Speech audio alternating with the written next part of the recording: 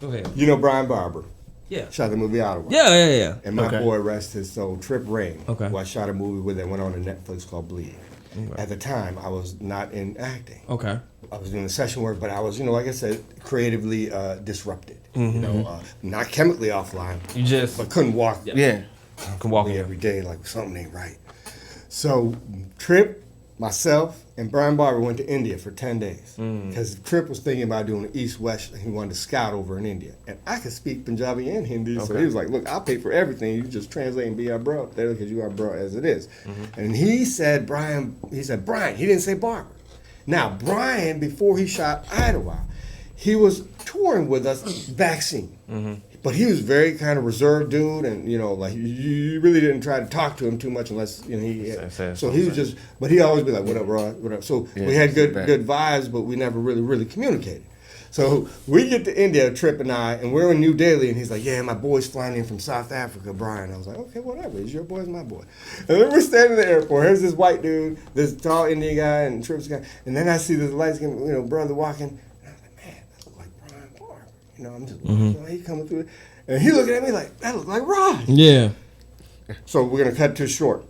3 days into the trip, Brian Barber, because we used to have this ritual. We do what we did scouting wise, and then we'd have these big tall 40s of Indian beer called Kingfisher. Gotcha. And we'd have our Kingfisher at our meals, and then we'd be getting ready 6 o'clock in the morning to go to the next one because we did planes, trains, and automobiles in that country in 10 days to do what we needed to do.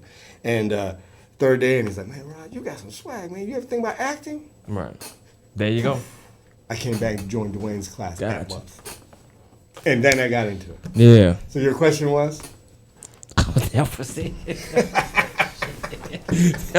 Told you, he's a man of wisdom and many gifts. That was it. I can see it. That was what got me in, man. And it was the most beautiful thing of why I say it, because now I was doing something creative. Yeah. I was feeling more whole. Right. Absolutely. Exactly. Absolutely. I was feeling more whole. Absolutely. And that's what it was about. And it makes you appreciate both parts because you got to get dirty to get clean. Yeah. You know what I'm saying? That's that's the only comparison of the two. That's just, and you can feel when you're not, because I like to create. When you're not doing anything creative, and you're supposed to. Something's not right. Everything's gonna be, you're gonna be disturbed. Balance off. Yes. You're disturbed. moody. You ain't always irritated. You don't even know why.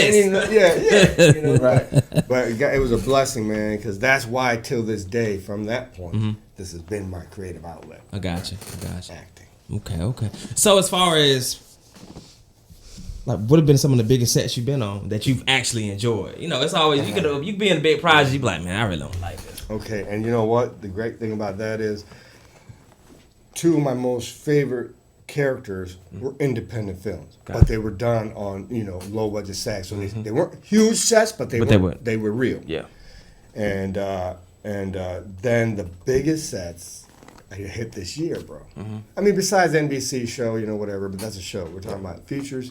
The biggest set was Black Adam. Okay. Black Adam, well, they don't edit my ass out. Right. But I had a pretty strong role in that. Yeah. And the character I portray, if they give me the little bit